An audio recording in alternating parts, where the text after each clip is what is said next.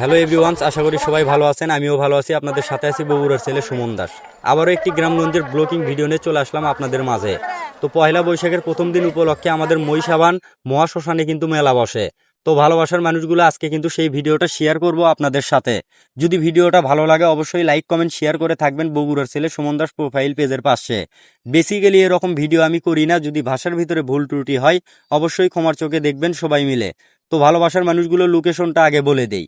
বগুড়া জেলার গাবতলী থানার মহিষাবান ইউনিয়নের কেন্দ্রীয় মহাশ্মশানে বসেছে পয়লা বৈশাখী উপলক্ষে মেলা। আসলে এই মেলাটা কিন্তু সনাতন ধর্মীয়দের জন্য। তো ভালোবাসার মানুষগুলো, আমার বাসা কিন্তু মহিষাবান, তাই আমি কিন্তু মহিষাবান মহাশ্মশানে কিন্তু সেই মন্দিরে পদাবলী কীর্তন শোনার জন্য চলে আসলাম। তো আসার প্রথমেই কিন্তু আমি তিলকের পর্বটা সেরে নিলাম।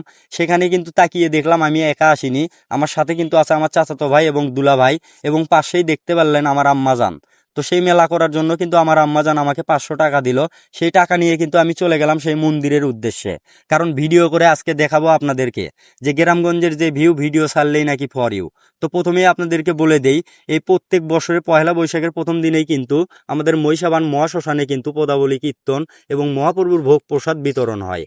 তো আপনারা দেখতেই পারলেন আমাদের এই মন্দিরে কিন্তু দুইটা বিগ্রহ আছে, একটা কালী মায়ের বিগ্রহ আর একটা ভোলে বাবার বিগ্রহ।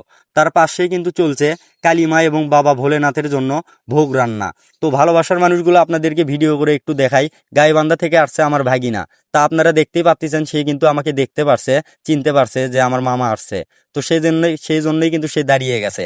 আর একটা বিশেষ আকর্ষণ রয়েছে এখানে, এই মন্দিরে কিন্তু পদাবলী কীর্তন শোনার জন্য 3 থেকে 4 হাজার মানুষ কিন্তু ভিড় হয়।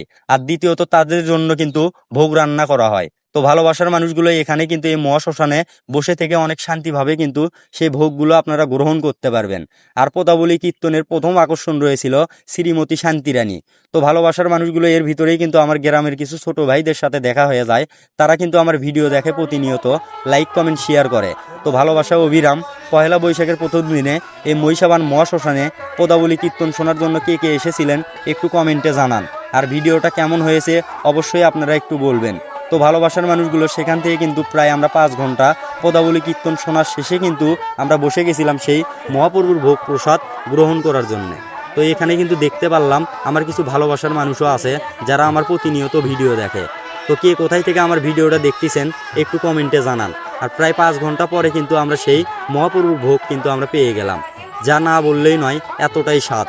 তো ভালোবাসার মানুষগুলো আপনারা এই ভিডিওটা দেখলে বুঝতে পারবেন যে আমি বললাম যে 3 থেকে 4 হাজার লোক আমাদের মহিষাবান কেন্দ্রীয় মহাশ্মশানে পদাবলী কীর্তন এবং মহাপ্রভুর ভোগ গ্রহণ করার জন্য আসে। তো ভালো থাকবেন। এ পর্যন্তই ছিল আমার ভিডিও। আর কে কোথায় থেকে দেখতেছেন একটু কমেন্টে জানাবেন। ধন্যবাদ।